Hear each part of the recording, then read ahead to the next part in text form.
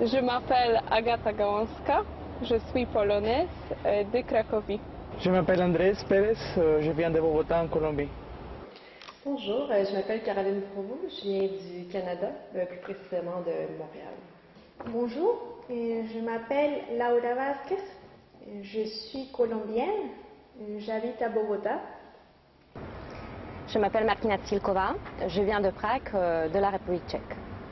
Bonjour, je m'appelle Lina Marcela Puentes et je viens de Bogota, Colombie. Je m'appelle Michaela Pokrokova, je suis originellement de Prague, de la République tchèque. Moi je m'appelle Johannes Wolters, je viens de l'Allemagne, j'étudie à Bonn. Bonjour, je m'appelle Andrea Moreno, je suis colombienne, j'habite à Bogota.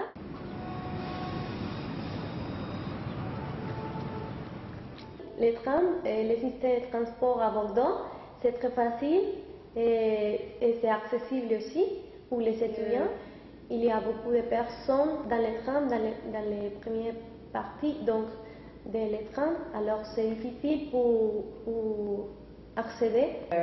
Ma première impression par rapport au transport en commun à Bordeaux, ça a été le fait qu'ici on n'est pas obligé de payer quand on rentre dans les transports en commun, ce qui est totalement à l'inverse de chez moi. C'est ce qui m'a le plus sidéré quand je suis arrivée ici. Ce que je remarque toujours, c'est que les rues sont très étroites et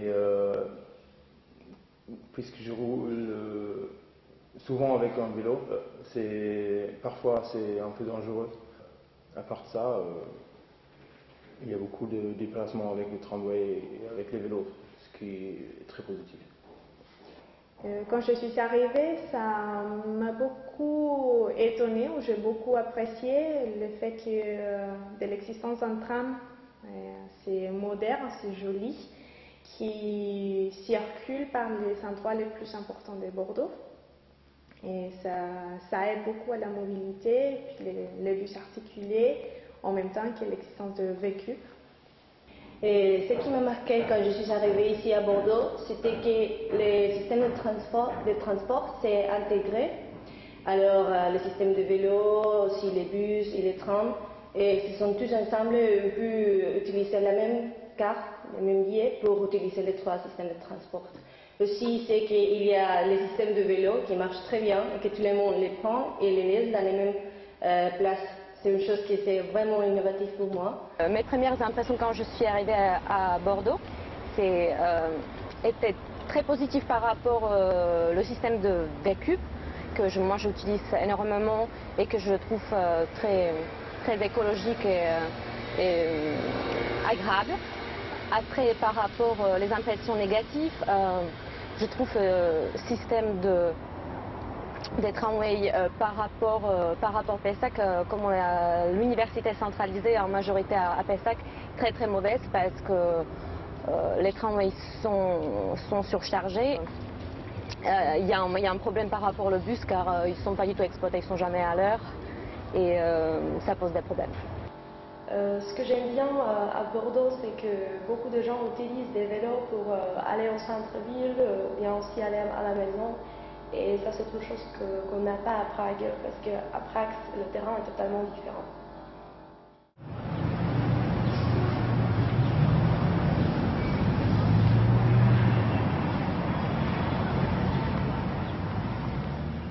Chez nous, sur les autoroutes, les principales autoroutes qui mènent de la banlieue à la grande ville, il y a le principe de ce qu'on appelle les voies réservées.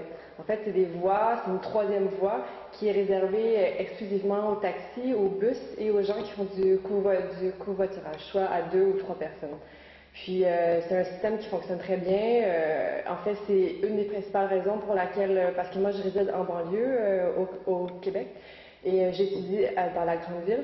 Donc, moi, en fait, c'est la principale raison pour laquelle je prends le transport en commun, parce que ça facilite beaucoup mes transports et c'est nettement plus rapide. Le principe des voies réservées, c'est un principe très populaire parce qu'en fait, moi et tous mes amis, tous les gens que je connais qui habitent en banlieue, on l'utilise parce que c'est nettement plus avantageux qu'à prendre notre voiture parce qu'il y a beaucoup de trafic sur l'autoroute et en plus, le prix du parking sur la ville de Montréal et la densité du trafic est très importante. Donc oui, je crois que c'est une mesure qui plaît à beaucoup de gens et qui facilite définitivement le transport.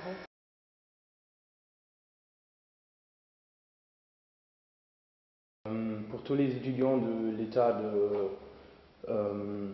Nordrhein-Westfalen, c'est l'ouest de l'Allemagne, c'est possible, en fait c'est obligatoire d'acheter un billet. Ça coûte 200 € par semestre et ça permet d'utiliser tous les trains régionaux et tous les transports publics oui, aussi régionaux. Et ça permet, par exemple, pour moi, j'étudie à Bonn, mais j'habite 200 km loin de Bonn. Ça me permet d'aller voir mes amis ou ma famille. Et ça, c'est un truc qui est très populaire entre les étudiants, parce que sinon, le transport public en Allemagne, c'est assez cher. Et pour beaucoup des étudiants, c'est pas possible d'acheter un billet pour un train chaque week-end. Et la tarification, elle est aussi différente car la majorité des étudiants, quand je discute avec les étudiants à Bordeaux, la majorité n'utilise pas le tramway à l'année.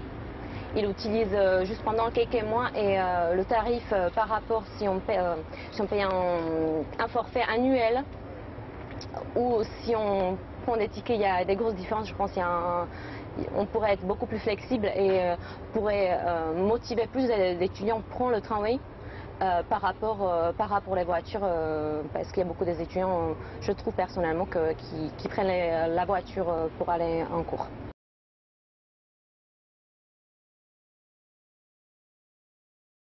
Les écoles primaires, maternelles, ils sont des entreprises privées qui travaillent avec au niveau des transports pour récupérer les enfants chez eux et puis les ramener à l'école. Et à la sortie de l'école, ils les reprennent pour les ramener chez eux. Donc c'est beaucoup plus pratique parce que pour les parents déjà, pour la quantité de gens qui va à l'école pour chercher les enfants, ça pose des problèmes à la sortie, la circulation dans les petites rues. Et donc l'existence de ces gens des entreprises, ça aide beaucoup pour la quantité de gens qui se mobilisent. Donc c'est 15 enfants par car ou un peu plus, donc c'est beaucoup plus pratique.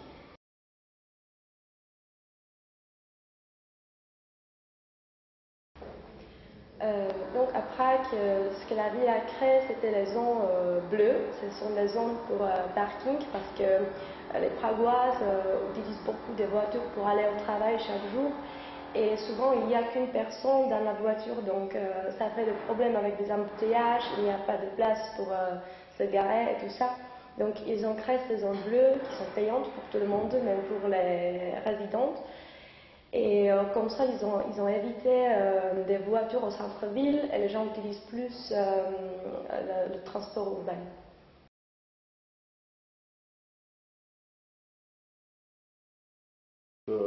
Par exemple, une entreprise à Bonn peut dire que vous pouvez commencer à travailler entre 7h et 9h ou 10h et après vous devez finir après 8h.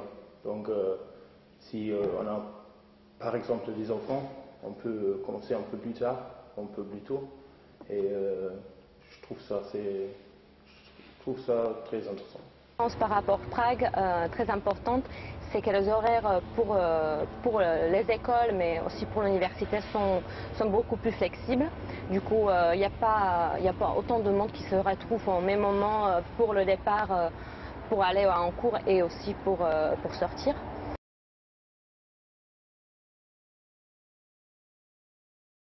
Au Bogota, il y a un système de pistes cyclables développé depuis les fins des années 80. Et, il y a quelques endroits dans quelques lieux de la ville où les personnes peuvent utiliser comme parking pour ces vélos. Il y a des sécurités.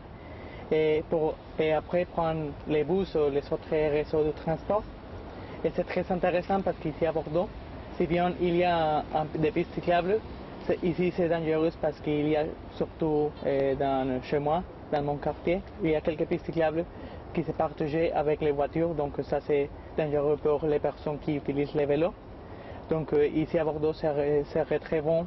C'est construit un piste cyclable propre seulement pour les vélos, pour séparer les vélos des voitures.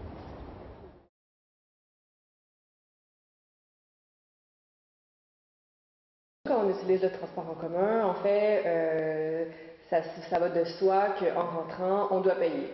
Si on ne paye pas, on ne rentre pas. Donc, le principe est simple, c'est soit par une carte, le même principe qu'ici, soit on la scanne ou soit on met l'argent directement dans une petite machine. En fait, on n'a pas d'interaction nécessairement avec le chauffeur. Et puis, donc, si on ne paye pas, on ne rentre pas. Fait que le chauffeur a un peu un rôle de contrôleur dans ce sens-là, mais la question du civisme, je crois qu'elle est importante parce que chez nous, c'est naturel de faire ça comme ça. Donc, j'ai jamais rencontré de gens qui n'ont pas voulu payer. Le chauffeur, j'ai jamais rencontré de chauffeur qui a dû intervenir physiquement pour régler ça.